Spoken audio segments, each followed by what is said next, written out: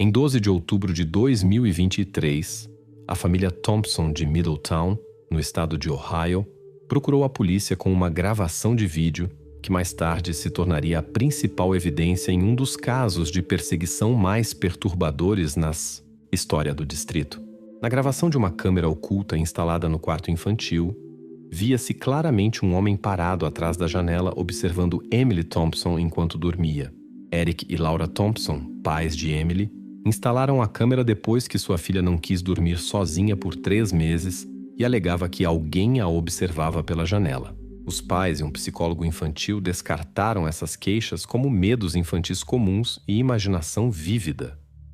Ninguém levou a sério as palavras de Emily até que houve uma prova irrefutável. Pensamos que era apenas uma fase, conta Laura Thompson. Medo do escuro, monstros debaixo da cama, problemas infantis típicos. Tentamos todas as opções possíveis. Luz noturna, verificação do armário antes de dormir, até mesmo um spray especial contra monstros. Nada ajudou. Os primeiros sinais de inquietação em Emily surgiram em julho de 2023. Emily, que antes dormia sem problemas em seu quarto, começou repentinamente a acordar gritando por volta das 3 da manhã. Ela insistia ter visto uma pessoa má atrás da janela que escrevia algo em um caderno. Os pais inspecionaram o terreno ao redor da casa, mas nunca encontraram ninguém. Vivemos em um bom bairro, explica Eric Thompson. 2 andares, quintal cercado, sistema de segurança. Verificamos as câmeras de vigilância externa. Nada suspeito. E o quarto de Emily fica no 2º andar. Não dá para alcançar a janela sem uma escada que teríamos notado. Em setembro, a situação piorou. Emily se recusava a entrar em seu quarto mesmo durante o dia. Chorava quando tentavam colocá-la na cama e acabava todas as noites no quarto dos pais. Professores na escola notaram que Emily estava se tornando retraída. Frequentemente desenhava figuras escuras na janela e parecia constantemente cansada. Consultamos a psicóloga infantil Dra. Rena Murphy, continua Laura. Ela suspeitou que Emily poderia ter ansiedade elevada, causada por algum fator de estresse. Talvez um filme que a assustou, ou uma história que ouviu na escola. Fomos aconselhados a não enfatizar esses medos. Seguindo as recomendações da especialista, os Thompsons tentaram manter uma rotina de sono clara e não apoiar as fantasias da filha. No entanto, em 5 de outubro, algo aconteceu que os fez mudar sua abordagem. Eric acordou no meio da noite e ouviu um ruído vindo dos fundos da casa. Quando olhou pela janela, notou um movimento perto do galpão do jardim, mas ao verificar com uma lanterna, não encontrou ninguém. Eu tinha quase me convencido de que era um guaxinim ou o gato do vizinho, lembra Eric. Mas pela manhã encontrei um maço de cigarros embaixo de um arbusto perto da casa. Nós não fumamos. Nossos vizinhos também não. Isso me fez pensar que talvez Emily não estivesse inventando tudo. No dia seguinte, Eric comprou uma pequena câmera disfarçada como uma luz noturna em forma de coruja. Ele a instalou em uma prateleira em frente à janela no quarto de Emily. A câmera era ativada por movimento e transmitia a gravação para seu telefone. Os pais não contaram à filha sobre a câmera para não intensificar seu medo. Honestamente, não esperava ver nada, confessa Eric. Só queria acalmar minha esposa e provar que não havia ninguém na janela. Pensei em mostrar a Emily a gravação do quarto vazio, e isso a ajudaria a lidar com seus medos. Nas 2 primeiras noites, a câmera não registrou nada em comum. Emily acordou chorando por volta das 3 da manhã como de costume, e foi para os pais. Na 3ª noite, em 9 de outubro, quando os Thompsons revisaram a gravação pela manhã, descobriram com horror que os medos de sua filha tinham uma base real. A câmera, ativada às 13h17 da manhã, capturou o rosto de um homem atrás da janela do quarto infantil. Ele estava em uma escada de construção, apoiada contra a parede da casa, e observava intensamente Emily dormindo. Em determinado momento, ele tirou seu telefone e fez várias fotos do quarto antes de descer cuidadosamente. Senti o chão desaparecer sob meus pés, lembra Laura. Minha filha tentou nos dizer a verdade por meses e não acreditamos nela. Esta pessoa a observava, a fotografava. E quem sabe há quanto tempo isso já durava. Os Thompsons contataram imediatamente a polícia, mas não informaram Emily sobre o incidente. Em vez disso, colocaram sua cama no quarto deles, explicando com obras de renovação no quarto infantil. Os policiais examinaram a gravação e organizaram uma vigilância da casa, mas ninguém apareceu nas 2 noites seguintes. Eles nos disseram que precisavam de mais informações, explica Eric. A qualidade da gravação não era boa o suficiente para identificar o rosto do homem. A polícia nos aconselhou a instalar câmeras adicionais ao redor da casa e continuar documentando o que acontecia.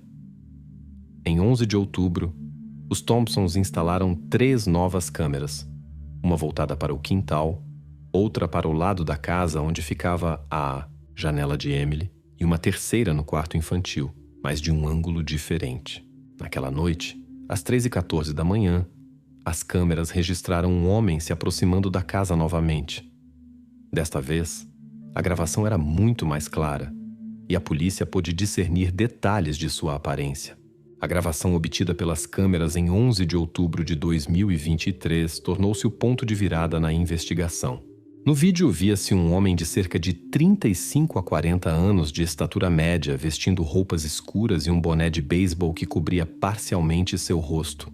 Ele metodicamente montou uma escada dobrável, subiu até a janela do quarto de Emily e passou cerca de 10 minutos lá, fotografando o quarto e fazendo algumas anotações em um pequeno caderno. O mais perturbador era quão confiante ele se comportava, conta o investigador Carl Jenkins, que foi nomeado principal responsável pelo caso. Isso claramente não era uma ação espontânea. O perseguidor conhecia a planta da casa, a localização exata do quarto de Emily e, aparentemente, também a rotina da família. Ele fazia seu trabalho calmamente, sem pressa, o que indicava uma preparação de longo prazo. Após ver a gravação, a polícia intensificou as patrulhas na área e instalou câmeras adicionais ao redor da casa dos Thompsons. Os pais foram aconselhados a se mudar temporariamente para a casa de parentes, mas Eric e Laura recusaram. Não queríamos sobrecarregar Emily ainda mais com mudanças repentinas, explica Laura.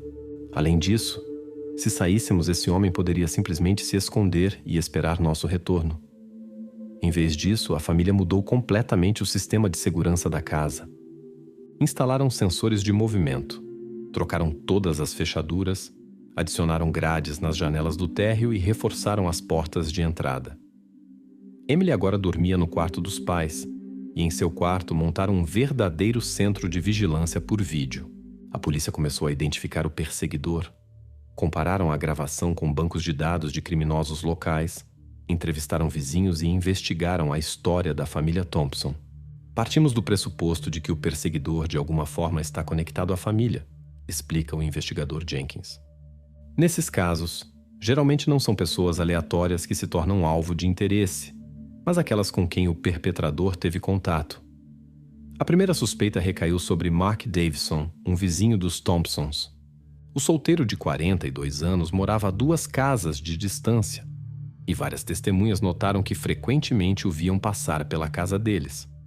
Além disso, sua constituição física e altura correspondiam ao homem na gravação.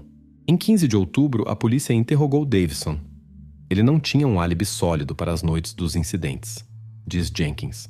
Mas o que realmente chamou nossa atenção, em sua garagem encontramos uma escada dobrável muito similar à usada pelo perseguidor.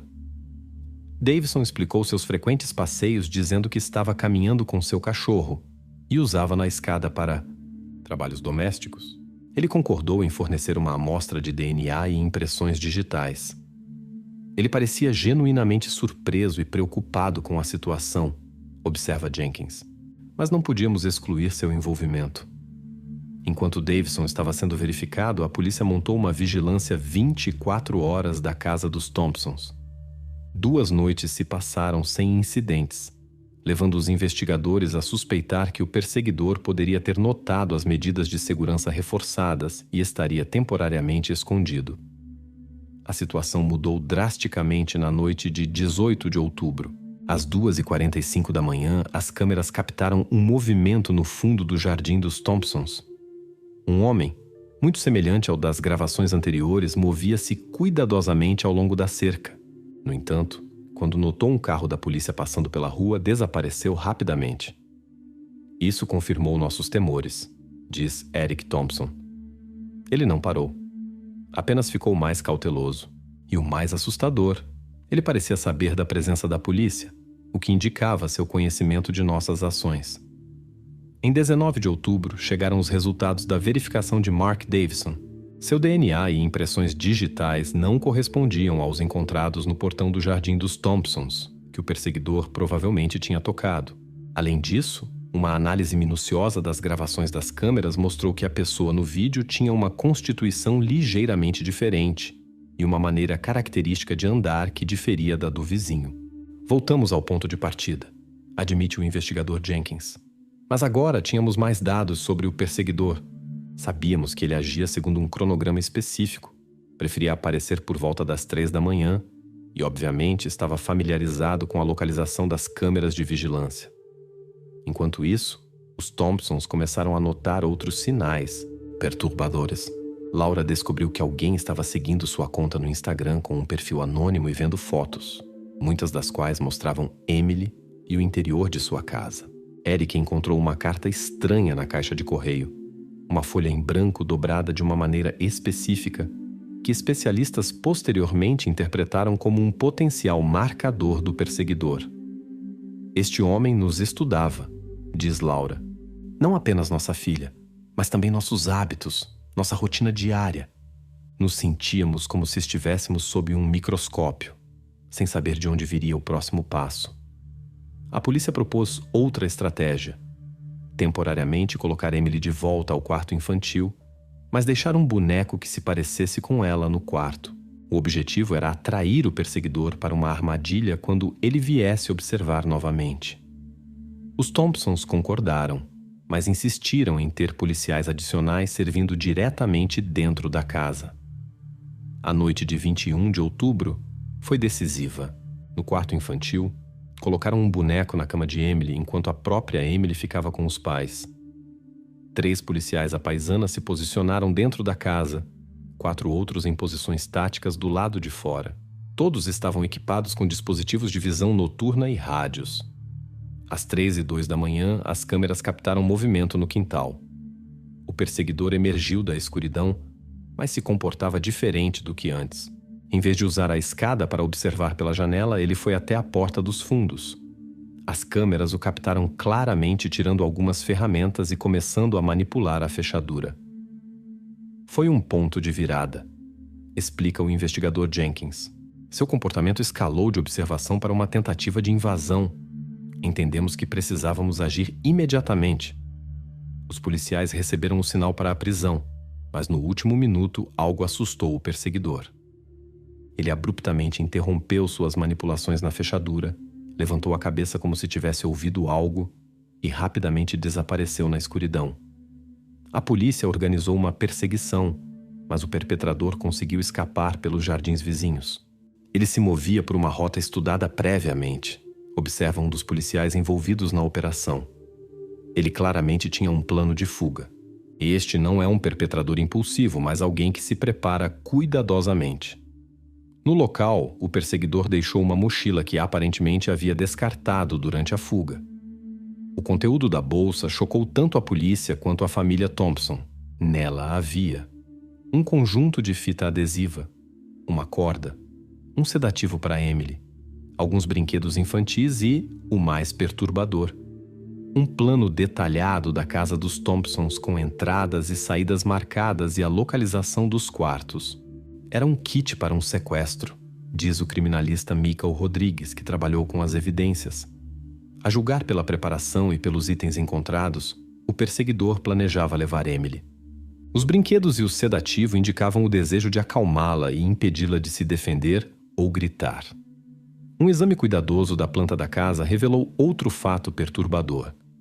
Nela não estavam marcados apenas os quartos, mas também a posição exata das câmeras de vigilância instaladas pela polícia. Isso confirmou os temores do investigador Jenkins.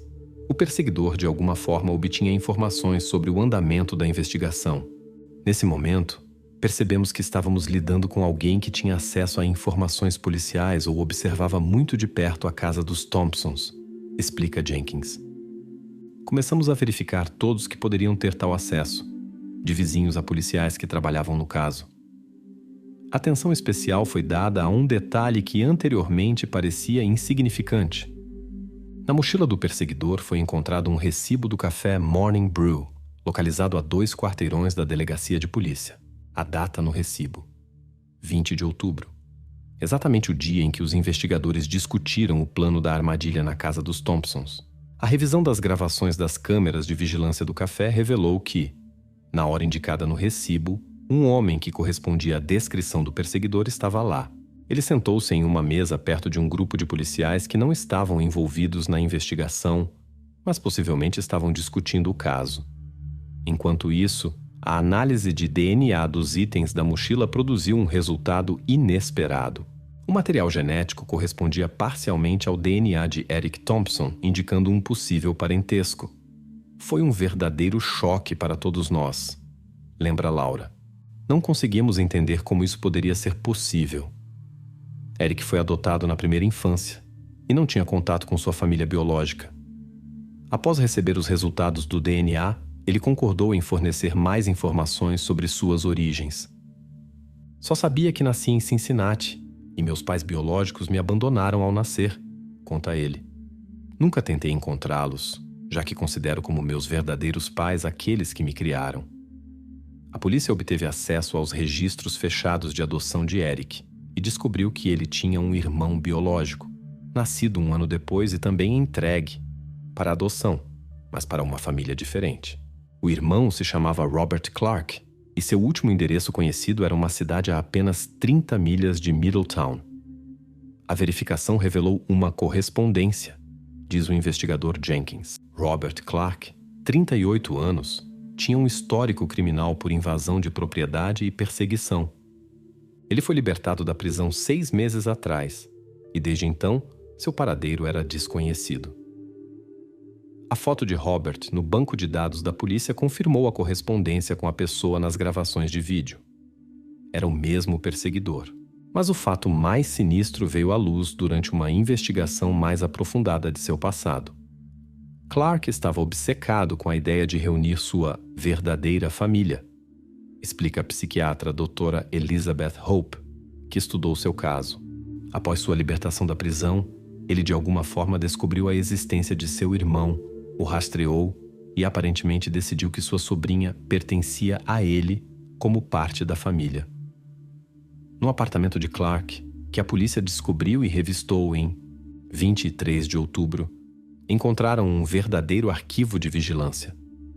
Centenas de fotos da família Thompson tiradas nos últimos 6 meses, mapas de seus movimentos, gravações de conversas ouvidas perto da casa e, o mais perturbador, um quarto infantil completamente equipado com brinquedos, roupas e até mesmo uma placa com o nome Emily na porta. Este era um quarto para a acomodação de longo prazo de Emily, conclui o investigador Jenkins. A julgar pela preparação, Clark não planejava um sequestro com o propósito de extorsão de resgate ou detenção de curto prazo. Ele se preparava para levar Emily permanentemente para si, provavelmente assumindo que tinha algum direito de parentesco sobre ela. Mas a descoberta mais chocante foi feita no porão do apartamento de Clark. Em uma sala isolada, escondida atrás de uma parede falsa, a polícia descobriu equipamentos de vigilância de vídeo conectados a vários monitores. Neles, imagens de câmeras estavam sendo transmitidas em tempo real, de dentro da casa dos Thompsons. De alguma forma, ele obteve acesso ao nosso sistema de segurança, diz o atordoado Eric.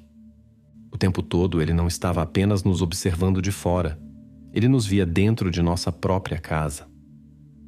Especialistas em segurança cibernética chamados para a investigação confirmaram os piores temores. Robert Clark havia hackeado o sistema de vigilância sem fio dos Thompsons antes mesmo de instalarem câmeras adicionais. Basicamente, ele monitorava cada passo deles, incluindo a preparação da armadilha em 21 de outubro, o que explicava por que ele mudou sua abordagem habitual naquela noite. Apesar de uma busca extensa, Robert Clark permaneceu foragido. A polícia organizou uma vigilância 24 horas da casa dos Thompsons e levou a família para um local seguro. O caso ganhou notoriedade nacional e fotos de Clark apareceram em todos os noticiários. Em 30 de outubro de 2023, 9 dias após a descoberta da sala secreta, ocorreu um incidente que deixou todos sem fôlego. Às 13h17 da manhã, exatamente na hora em que o perseguidor normalmente aparecia na janela de Emily, as câmeras na casa vazia dos Thompsons captaram uma figura familiar subindo lentamente a escada em direção à janela do quarto infantil. O aparecimento de Robert Clark na casa vazia dos Thompsons às 3h17 da manhã em 30 de outubro não foi uma coincidência, mas o culminar de uma operação policial cuidadosamente planejada. Após a descoberta de seu apartamento com um sinistro quarto infantil e equipamentos de vigilância, a polícia desenvolveu um plano de múltiplos níveis para sua captura. Entendemos que estávamos lidando com um criminoso extremamente cauteloso e preparado, explica o capitão da polícia Michael Rodrigues, que liderou a operação.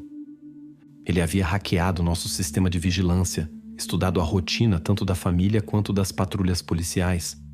Tínhamos que superá-lo em seu próprio campo. Um elemento chave do plano era a desinformação. A polícia deliberadamente criou a impressão de que a família Thompson havia se mudado para um local seguro e que a casa estava vazia sob vigilância mínima.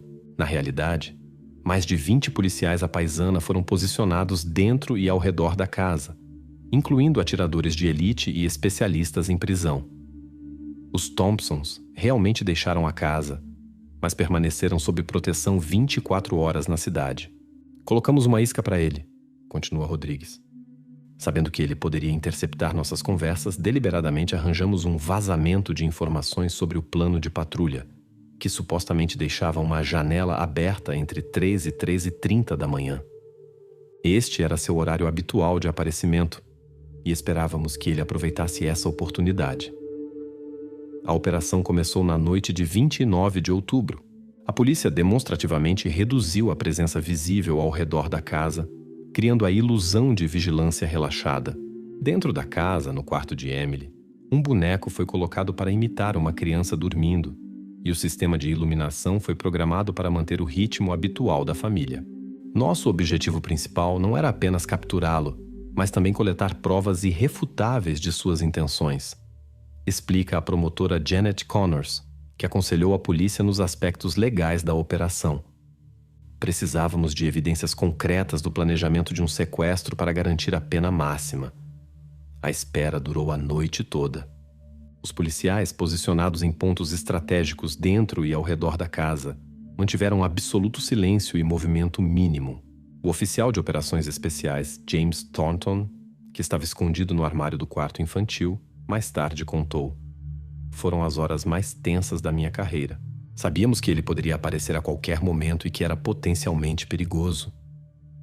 Às 2h58 da manhã, um sensor perimetral na divisa da propriedade registrou o movimento. Câmeras de vigilância no modo infravermelho mostraram uma figura movendo-se ao longo da cerca, a silhueta familiar de Robert Clark. Ele vestia roupas escuras, um gorro na cabeça, luvas nas mãos e uma bolsa no ombro. Seus movimentos eram cautelosos, mais seguros. Ele se movia como alguém que sabe exatamente para onde vai e o que está fazendo. Lembra a oficial Sarah Lockhart, que monitorava a transmissão das câmeras. Ele constantemente parava, escutava, verificava o ambiente. Este não era um criminoso impulsivo, mas um caçador metódico à espreita. Clark levou quase 15 minutos para circundar o perímetro da casa e verificar possíveis pontos de observação ou emboscadas. Então, satisfeito com a verificação, tirou a escada dobrável familiar de sua bolsa e a colocou sob a janela do quarto de Emily. Às 13h17, exatamente no mesmo horário de todas as noites anteriores, ele começou a subir. Era um comportamento quase ritual, comenta a psicóloga Dra. Rachel Stevens, que aconselhou a polícia. A fixação em um horário específico indica traços obsessivo-compulsivos e um profundo significado simbólico deste momento para o perpetrador. Quando chegou à janela, Clark não olhou para dentro como havia feito antes. Em vez disso, tirou uma pequena ferramenta de sua bolsa, semelhante a um cortador de vidro, e começou a trabalhar no caixilho da janela. Este foi o momento que os policiais estavam esperando, a transição da observação para ações ativas de invasão da casa. O comandante da unidade especial deu o sinal para a prisão. Simultaneamente, potentes holofotes foram ligados, iluminando a casa e o quintal. Pelo alto-falante, soou a ordem para se render e descer da escada com as mãos para cima. A reação de Clark surpreendeu até policiais experientes. Em vez de entrar em pânico ou fugir, ele virou-se abruptamente na escada, tirou uma pistola de sua bolsa e atirou no holofote mais próximo, destruindo-o. Então, com agilidade inesperada, pulou da escada da altura do segundo andar e correu para a cerca. Ele se movia como um combatente treinado, lembra o oficial Jack Wilson que participou da operação. Tudo aconteceu tão rapidamente que mal tivemos tempo de reagir. Sua velocidade e determinação nos surpreenderam. Começou uma perseguição pelo terreno ao redor da casa. Clark, obviamente familiarizado com a disposição do bairro, pulava cercas, passava por arbustos e mudava de direção várias vezes para confundir os perseguidores. 2 vezes ele parou para atirar em policiais que se aproximavam, forçando-os a buscar abrigo. O momento decisivo veio quando Clark tentou escalar a cerca que separava a propriedade dos Thompsons da propriedade vizinha. A oficial Maria Gutierrez, que havia se posicionado do outro lado, deu um tiro de advertência e ordenou que ele se rendesse. Em vez de obedecer, Clark apontou a arma para a oficial. Gutierrez foi forçada a atirar com precisão e o feriu no ombro. Mesmo após o ferimento, ele tentou resistir, relata Gutierrez. Foram necessários 3 policiais para desarmá-lo e algemá-lo. O tempo todo ele não disse uma palavra, apenas nos olhava com uma espécie de fúria fria. O detido Robert Clark foi imediatamente levado ao hospital sob vigilância reforçada. O ferimento não era fatal, mas exigia intervenção cirúrgica. Após a operação, ele foi transferido para a ala prisional do hospital, onde finalmente começou a falar. Vocês ainda não entendem. Suas primeiras palavras ao investigador Jenkins foram sem emoção. Ela pertence a mim. Esta é minha família, meu sangue. Vocês não têm o direito de nos manter separados. A busca na bolsa de Clark, que ele deixou cair durante a fuga, forneceu à investigação provas chocantes de suas intenções. Nela havia um sedativo em uma seringa, um cobertor infantil com o nome de Emily bordado, documentos falsos em nome de Robert Thompson com Emily como sua filha, passagens de ônibus para o México e uma grande soma em dinheiro. Era um kit completo para sequestro e desaparecimento, conclui o capitão Rodrigues. Ele planejava levar Emily e deixar o país imediatamente com documentos falsos. Dada sua obsessão e preparação cuidadosa, estamos certos de que teria sido extremamente difícil encontrá-la se ele tivesse conseguido executar seu plano. A prisão bem-sucedida de Clark permitiu que a família Thompson respirasse aliviada. Eric, Laura e Emily finalmente puderam voltar para casa. No entanto, as consequências psicológicas do estresse vivido continuavam a se manifestar. Emily ainda tinha medo de dormir em seu quarto, e Laura sofria de ataques de pânico. Nada será como antes, admite Eric. Mesmo sabendo que ele está atrás das grades, não conseguimos nos livrar da sensação de estarmos sendo observados. Cada rangido na casa, cada sombra na janela desencadeia um medo instintivo.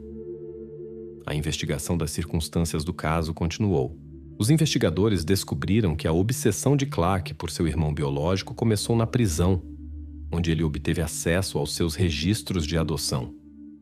Após sua libertação, contratou um investigador particular que o ajudou a encontrar Eric Thompson.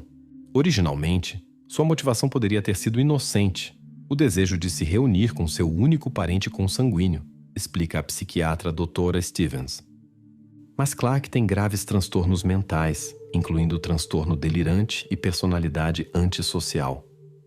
Sua concepção de família e pertencimento é profundamente distorcida. Registros do disco rígido apreendido do apartamento de Clark mostraram a verdadeira extensão de sua obsessão. Ele observava a família Thompson há mais de 1 ano, muito antes de Emily começar a reclamar do homem na janela. O especialista em informática descobriu um arquivo sistemático com milhares de fotos, gravações de conversas e até cópias de documentos pessoais da família, desde registros médicos até extratos bancários.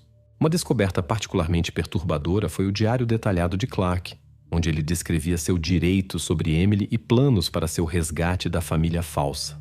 As entradas foram se tornando cada vez mais delirantes e paranoicas ao longo do tempo, frequentemente mencionando um sinal que ele recebeu em um sonho e que apontava para 13:17 como a hora sagrada de reunião. Estamos lidando com uma pessoa que perdeu completamente o contato com a realidade, conclui a Dra. Stevens. Ele criou uma realidade alternativa na qual suas ações não são apenas justificadas, mas também necessárias para restaurar a justiça. Em 10 de novembro, ocorreu a primeira audiência no caso Clark. Ele foi acusado de tentativa de sequestro, invasão ilegal, perseguição, posse ilegal de armas, agressão a policiais e resistência à prisão. Se condenado em todas as acusações, enfrentaria até 30 anos de prisão.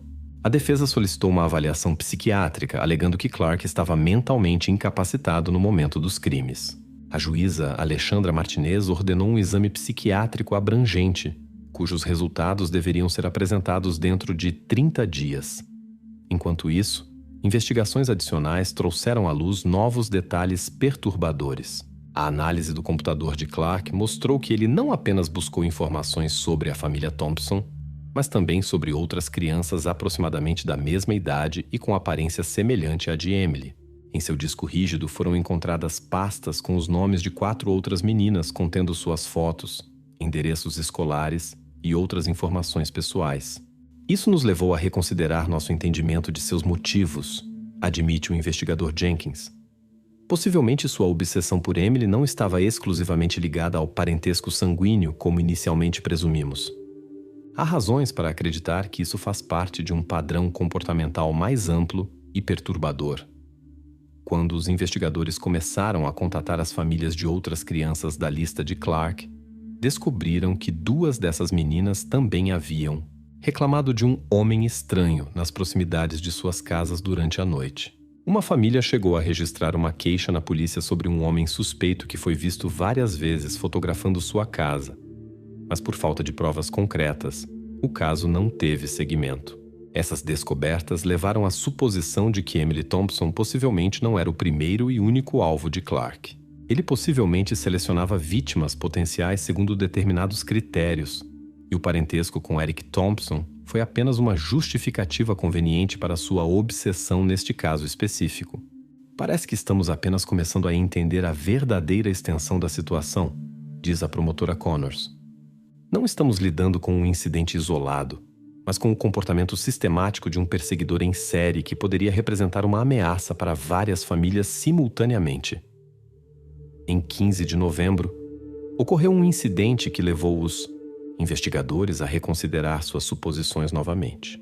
Um funcionário da prisão onde Clark estava detido aguardando seu julgamento descobriu símbolos estranhos na parede de sua cela, os mesmos encontrados em seu apartamento no chamado quarto de Emily. Ao lado dos símbolos estavam as palavras 3:17. Ela espera. Eu virei. Considerando que Clark estava sob constante observação e não tinha acesso ao mundo exterior, esta nota causou séria preocupação.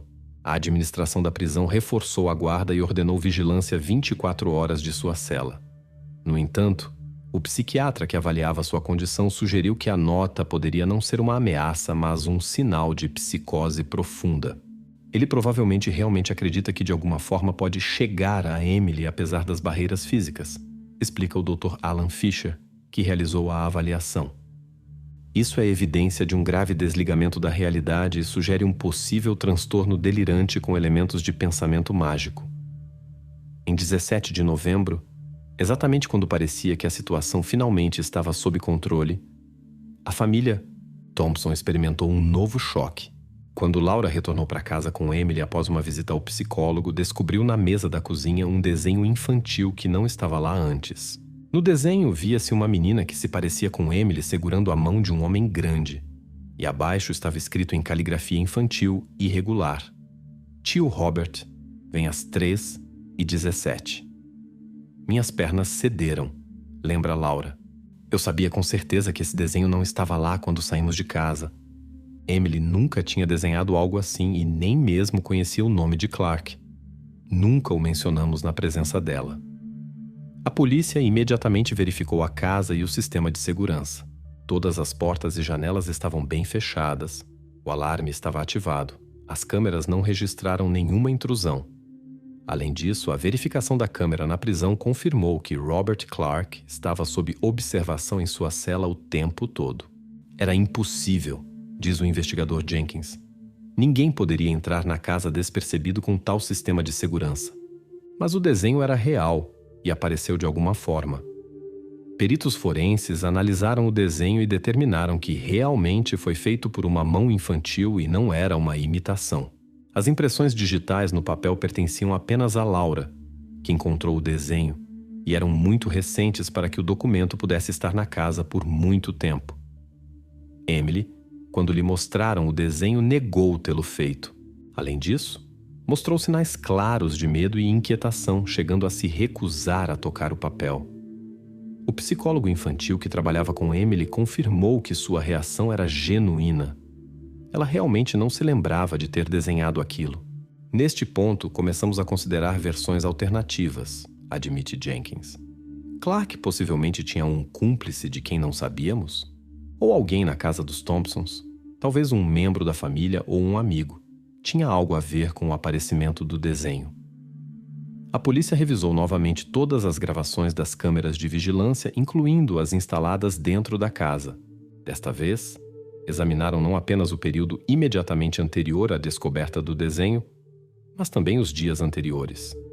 O que encontraram fez todos duvidarem da correção de suas conclusões anteriores. Na gravação de 16 de novembro, às 13h17 da manhã, vê-se claramente Emily levantando-se da cama e indo como em transe para a cozinha. Lá, ela se senta à mesa e desenha algo por cerca de 15 minutos antes de retornar ao seu quarto. Pela manhã, não mostrou sinais de lembrar de suas atividades noturnas. Este é um caso de sonambulismo, explica a doutora Nicole Cheng, especialista em distúrbios do sono em crianças, que foi consultada. No estado de sono profundo, algumas pessoas são capazes de realizar ações bastante complexas sem estar conscientes disso ou sem reter memórias depois de acordar. Mas essa explicação deixou a questão principal em aberto. Como Emily sabia o nome de Robert Clark? E por que o desenhou às 13h17? Exatamente no horário que o perseguidor repetia obsessivamente? A família garantiu que nunca discutiu esses detalhes na presença de Emily. Os investigadores voltaram a analisar as gravações das câmeras de vigilância na casa dos Thompsons dos últimos meses. As mesmas gravações às quais Clark, como sabiam, havia tido acesso. Procuravam momentos em que detalhes do caso poderiam ter sido discutidos em casa e que Emily poderia ter ouvido por acaso. E encontraram algo inesperado.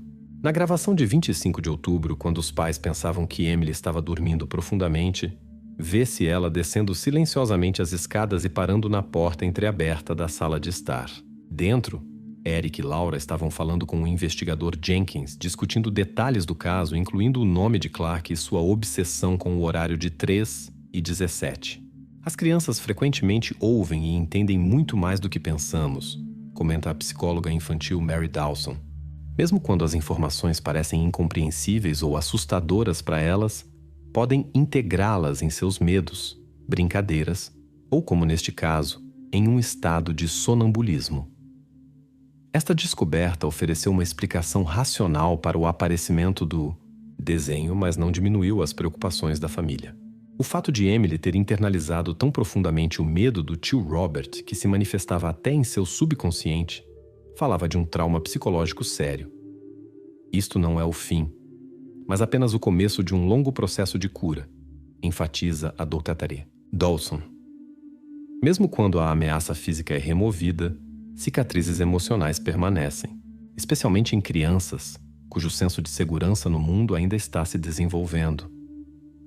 A família Thompson enfrentava um longo caminho para restaurar uma vida normal. Embora Robert Clark estivesse seguramente isolado, sua presença psicológica na casa deles ainda era palpável. Particularmente perturbador era o fato de que Emily, que antes acordava toda noite com medo, agora dormia tranquilamente. Mas exatamente às 13h17 cada noite, sentava-se na cama com os olhos abertos por alguns minutos, olhava para a janela e voltava a se deitar, sem se lembrar disso pela manhã. Nos disseram que isto poderia ser uma forma de transtorno de estresse pós-traumático, explica Laura. Seu corpo memorizou o momento de perigo e continua respondendo a ele, mesmo quando a mente consciente tenta esquecer. Enquanto isso, as investigações continuavam revelando novos aspectos da história de Robert Clark.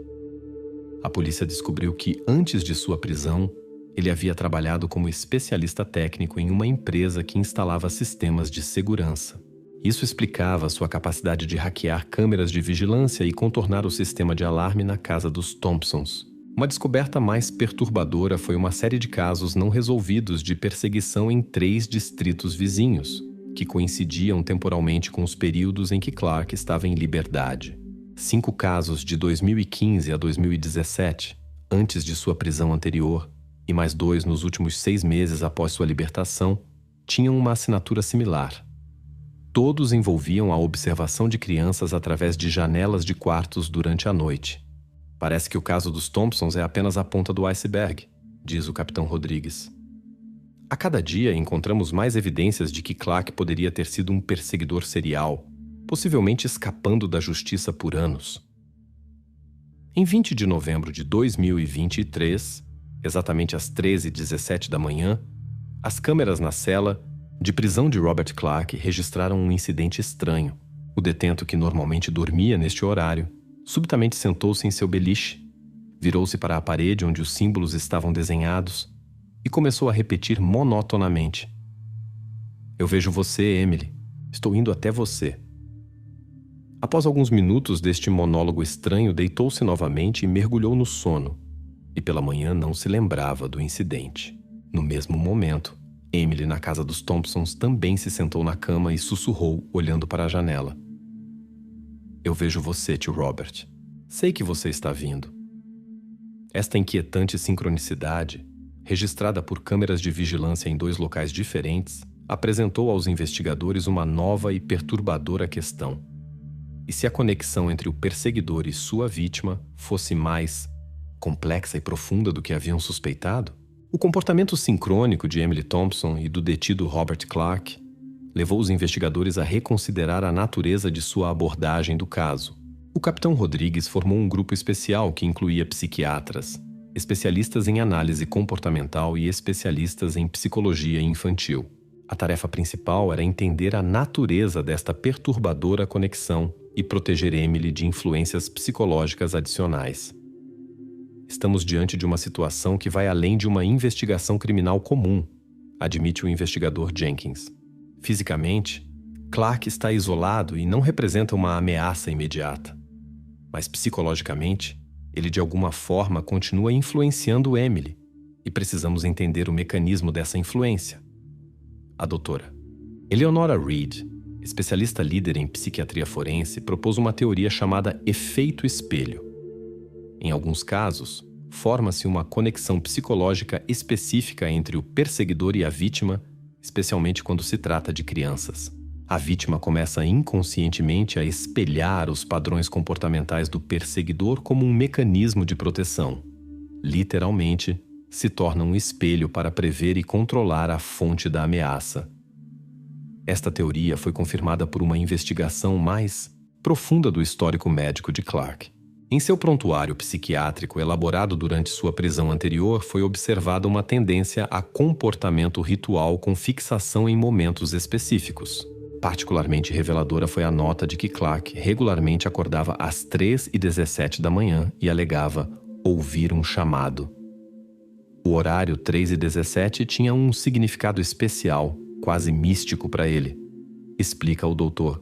Alan Fisher, que investigou o caso de Clark. Ele acreditava que neste momento a fronteira entre os mundos se tornava mais fina e era possível estabelecer uma conexão especial com aqueles que ele considerava seus. Claro, esta é uma crença delirante, mas para ele era absolutamente real. A equipe de psicólogos suspeitou que Emily, que esteve sob observação de Clark por muitos meses, havia internalizado inconscientemente seus padrões comportamentais. Seu despertar às 13h17 e as declarações idênticas às palavras de Clark eram o resultado de um trauma psicológico e uma tentativa peculiar de proteção, controlar o que não podia ser evitado. Para testar esta teoria, a doutora Reed propôs um experimento simples, mas eficaz. Com o consentimento dos pais, Emily foi transferida para outro quarto. Os móveis foram completamente reorganizados e a rotina diária foi alterada, incluindo o horário de dormir. Se a conexão com Clark fosse apenas uma projeção psicológica e nada mais sinistro, essas mudanças deveriam interromper o padrão estabelecido. Os primeiros resultados foram encorajadores. No novo ambiente, Emily dormia mais tranquilamente e seu despertar noturno às 13h17 cessou. No entanto, a alegria foi prematura. Na terceira noite, Emily voltou a se sentar na cama exatamente às 3h17, embora não pronunciasse frases. Isso levou os pesquisadores a buscar explicações mais profundas. Traumas psicológicos deixam marcas no corpo assim como na consciência, explica a psicóloga infantil doutora Sarah Cohen. O organismo de Emily literalmente armazenou o momento de perigo em nível celular. Isso é conhecido como memória somática e pode persistir muito tempo após a remoção da fonte de ameaça. Na prisão, também se trabalhava com Clark. Uma equipe de psiquiatras, incluindo o Dr. Fisher, iniciou uma série de sessões terapêuticas intensivas para entender as raízes de sua obsessão pela família Thompson e, particularmente, por Emily. Gradualmente, começaram a reconstruir sua história de vida, cheia de eventos traumáticos e deformações psicológicas. Clark cresceu em um ambiente extremamente disfuncional, relata o Dr. Fisher. Sua mãe biológica sofria de graves transtornos mentais e abandonou ambos os filhos. Antes de sua adoção, ele passou os primeiros 5 anos de vida circulando entre famílias de acolhimento, onde frequentemente estava exposto à negligência e abuso emocional. Ao contrário de seu irmão Eric, que foi adotado por uma família estável e amorosa, Robert foi para pessoas que o exploravam para receber subsídios de acolhimento. Seus pais adotivos regularmente o trancavam no porão escuro por infrações mínimas, às vezes por vários dias. Simbolicamente, a porta do porão sempre se abria às 3h17 da manhã, quando o pai adotivo retornava do turno noturno. Este momento tornou-se para ele um símbolo paradoxal, tanto de medo quanto de libertação, explica a doutora Reed. O momento em que o cativeiro terminava, mas um novo ciclo de incerteza e potencial punição começava. Quando Clark tinha 14 anos, seus pais adotivos morreram em um acidente de carro. Ele se encontrou novamente no sistema, mas agora como um adolescente problemático com histórico de comportamento agressivo e tentativas de fugir. Aos 18 anos, havia desenvolvido um sério transtorno de personalidade com sinais de narcisismo, tendências paranoicas e incapacidade de formar vínculos emocionais saudáveis. Seu primeiro encontro com a lei ocorreu aos 22 anos, relata o investigador John Morgan, que investigou o histórico criminal de Clark. Ele perseguiu sua ex-namorada, que havia terminado o relacionamento com ele. Significativamente, apareceu exatamente às 13h17 da manhã em sua janela, alegando que estava verificando se tudo estava bem com ela. Isso foi seguido por uma série de prisões por perseguição, invasão de propriedade e ameaças. As vítimas eram geralmente mulheres que haviam rejeitado suas abordagens ou famílias com crianças que, segundo ele, precisavam de sua proteção. Avaliações psiquiátricas repetidamente diagnosticaram um transtorno de personalidade, mas Clark sempre recusou o tratamento, alegando que estava tudo bem com ele, o mundo ao seu redor estava quebrado. Um ponto de virada em sua vida ocorreu na prisão, onde cumpriu uma sentença de 3 anos por perseguição e invasão de propriedade. Lá, obteve acesso aos seus registros de adoção e descobriu a existência de seu irmão. Esta descoberta desencadeou uma nova obsessão: encontrar o único parente verdadeiro e reunir sua verdadeira família. Para pessoas como Clark, com identidade instável e sem vínculos saudáveis, a ideia de parentesco sanguíneo pode se tornar uma fixação, explica a doutora Reed. É um conceito concreto e tangível ao qual se agarrar na busca por significado e pertencimento. Após sua libertação, Clark contratou um detetive particular que o ajudou a encontrar Eric Thompson. Originalmente, planejava simplesmente se apresentar e oferecer para restaurar as relações familiares. No entanto, quando viu que Eric tinha uma filha, seus planos mudaram. Em sua percepção distorcida, Emily tornou-se o símbolo da família que ele nunca teve, continua a Dra. Reed. Ele se convenceu de que tinha mais direitos sobre ela do que os estranhos que criavam sua sobrinha. Um caso clássico de projeção narcisista e crença delirante em sua própria legitimidade. Em vez de fazer contato direto, Clark começou a observar a família, gradualmente passando da simples coleta de informações para formas mais invasivas de vigilância. Ele acreditava que estava estudando sua verdadeira família e se preparando para a reunião, explica o Dr. Fisher.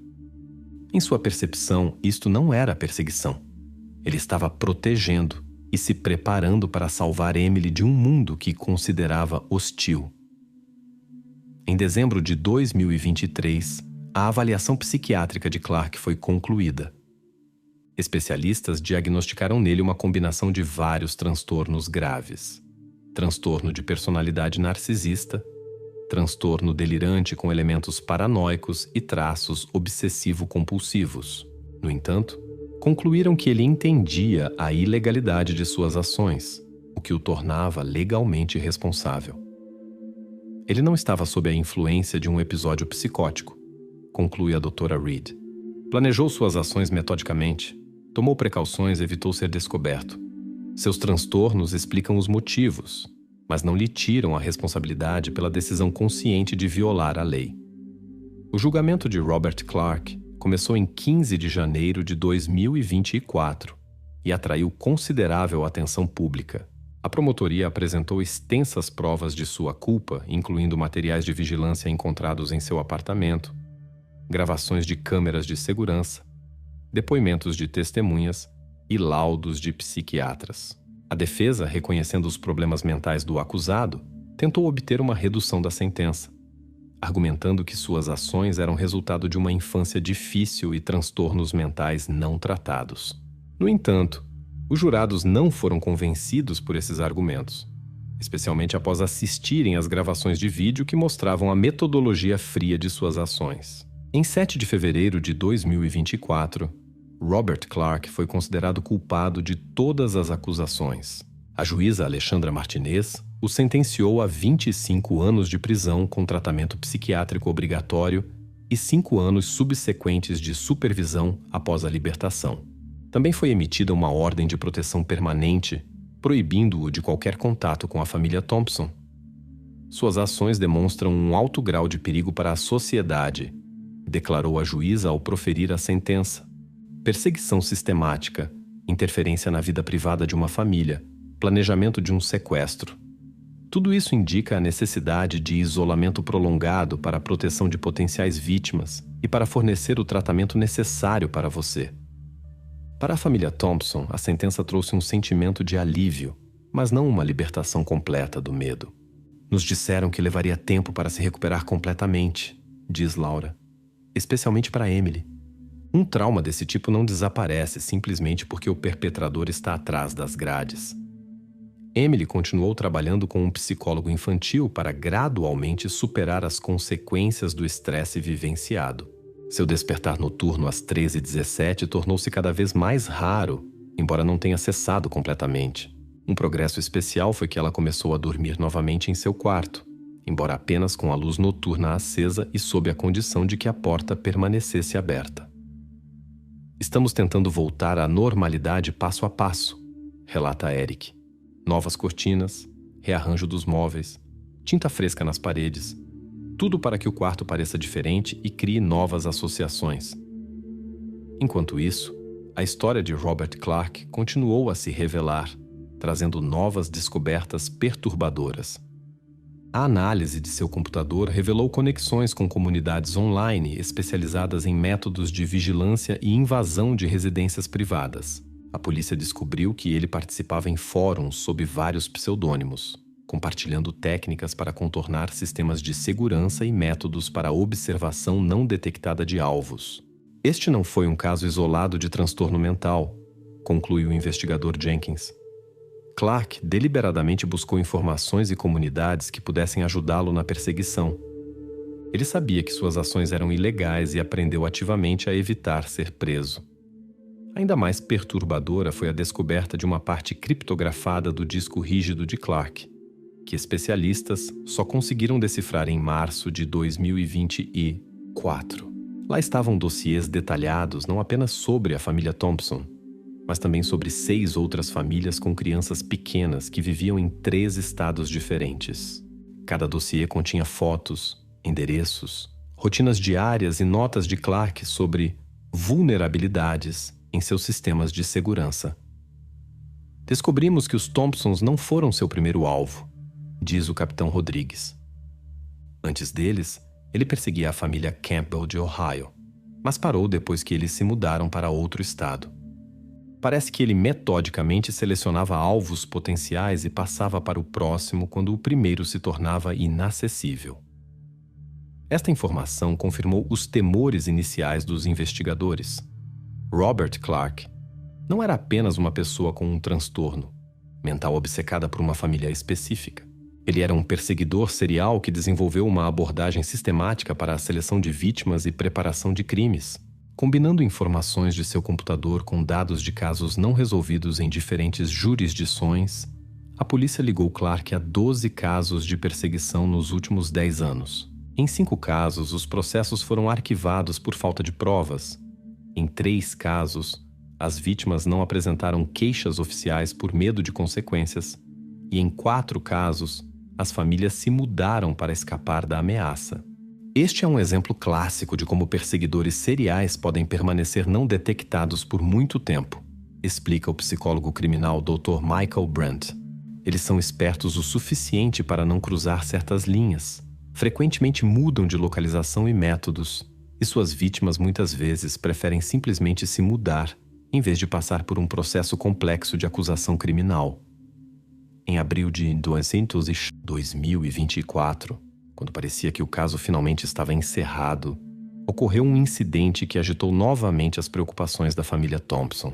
Emily, que não havia acordado às 3h17 por várias semanas, de repente sentou-se na cama no meio da noite e disse claramente: ele encontrou outra criança.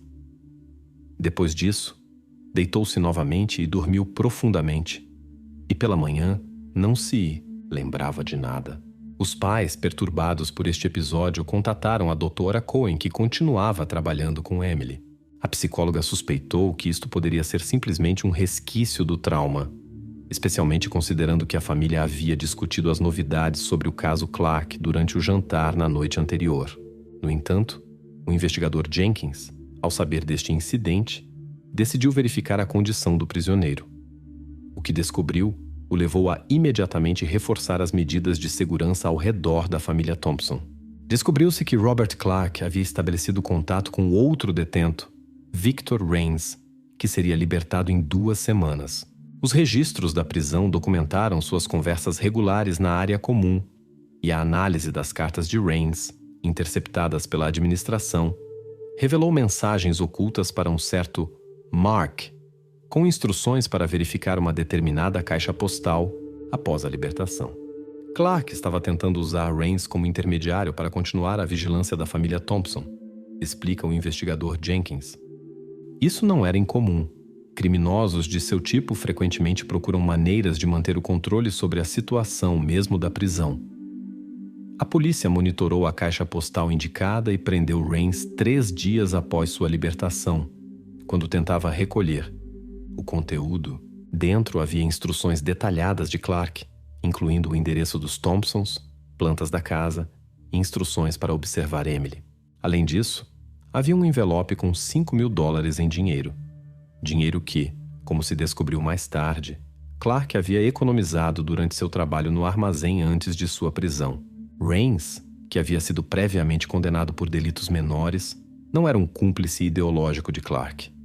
Ele simplesmente concordou em verificar a família de um amigo por dinheiro, sem se interessar particularmente pelos detalhes ou motivos. Após sua prisão, Cooperou plenamente com a investigação e forneceu informações sobre todas as conversas com Clark e seus planos. Este incidente confirmou o que sabíamos sobre pessoas como Clark, diz o Dr. Brent. Sua obsessão não termina com o isolamento. Eles continuam procurando maneiras de manter a ilusão de controle, muitas vezes usando intermediários ou manipulando outros para atingir seus objetivos. Após esta descoberta, Robert Clark foi transferido para uma prisão de segurança máxima com contatos restritos. Sua correspondência e conversas telefônicas foram fortemente censuradas, e o acesso a outros detentos foi minimizado. Apesar dessas medidas, ele manteve uma calma perturbadora e, durante as sessões com o psiquiatra da prisão, afirmou que tudo está ocorrendo conforme o plano. No verão de 2024, a vida da família Thompson começou gradualmente a retornar à normalidade. Eles ainda mantinham medidas reforçadas de segurança, mas não sentiam mais a presença constante de uma ameaça. Emily voltou à escola, fez novos amigos e começou a nadar. Uma atividade que, segundo a doutora Cohen, a ajudava a lavar o medo do corpo. Seu despertar noturno às 13h17 cessou completamente, o que os psicólogos consideraram um indicador significativo de recuperação. O corpo da criança finalmente recebeu o sinal de que o perigo passou, explica a doutora Cohen. Isso não significa que o trauma esteja completamente curado, mas indica a formação de novas e saudáveis conexões neurais. Eric e Laura também trabalhavam na restauração de seu bem-estar psicológico, frequentando terapias para pais de crianças que vivenciaram traumas. Estamos aprendendo a não transmitir nossos medos para nossa filha, diz Laura. Isso é difícil, porque instintivamente você quer proteger Emily de tudo, quer estar hipervigilante. Mas entendemos que proteção excessiva pode se tornar uma nova forma de trauma. Em agosto de 2024, quase um ano após o início do pesadelo, a família Thompson arriscou um passo importante. Venderam a casa e se mudaram para outra cidade. Esta decisão não foi tomada por medo, mas como uma escolha consciente de começar um novo capítulo de vida sem constantes lembretes do passado. Não estamos fugindo, enfatiza Eric. Estamos seguindo em frente. A casa que antes era nosso refúgio tornou-se um lugar cheio de memórias difíceis. Emily merece crescer em um espaço que não seja marcado pelo medo. Sua nova casa, em um subúrbio pitoresco a 3 horas de carro de Middletown, foi escolhida considerando todos os aspectos de segurança, sem transformá-la em uma fortaleza.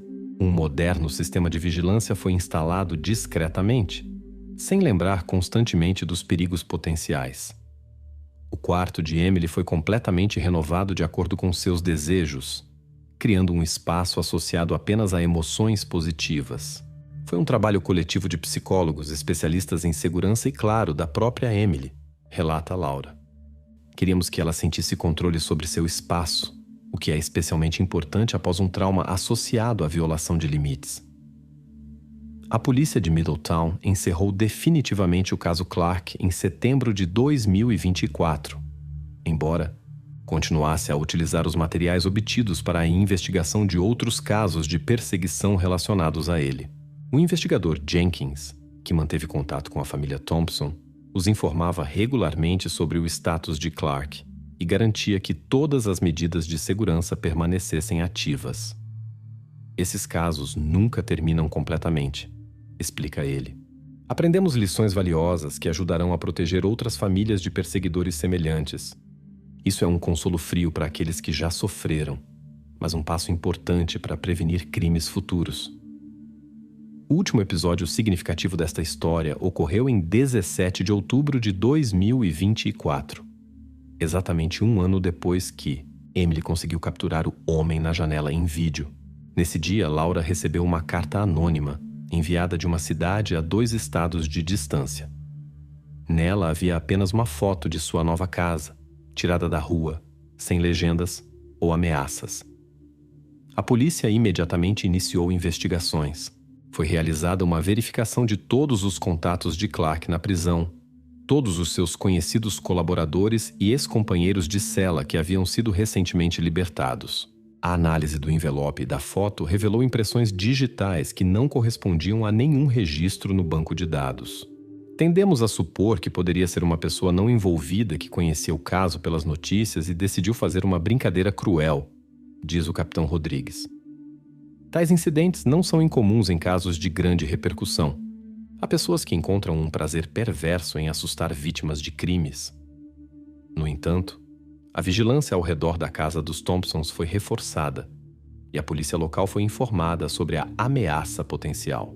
A própria família decidiu não ceder ao medo e considerou o incidente como mais um teste no caminho para a recuperação. Não se pode permitir que o medo controle nossas vidas novamente, diz Eric. Vivemos e sobrevivemos a um verdadeiro pesadelo. Se alguém pensa que pode nos intimidar com uma foto, está subestimando a força que ganhamos. Emily, agora com 7 anos, continua mostrando uma resiliência notável.